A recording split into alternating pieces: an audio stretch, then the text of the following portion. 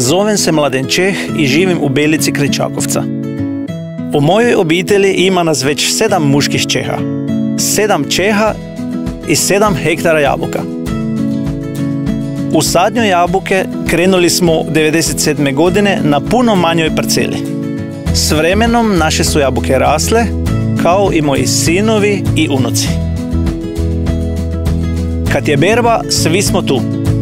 Cijela obitelj, na čelu s mojom suprugom Biserkom, bez koje mi muški Čehi ne bi znali gdje nam je glava. Uzgajamo ukupno 10 vrsta jako ukusnih jabuka. Breban, Gala, Ajdered, Granny Smith, Pinova, Jonagold, Sunrise, Crveni Delicious, Zlatni Delicious i Elstar. Naše jabuke su sočne, ukusne i za nas najljepše. Probajte ih u svom Kauflandu. Kaufland. Biraj najbolje za sebe.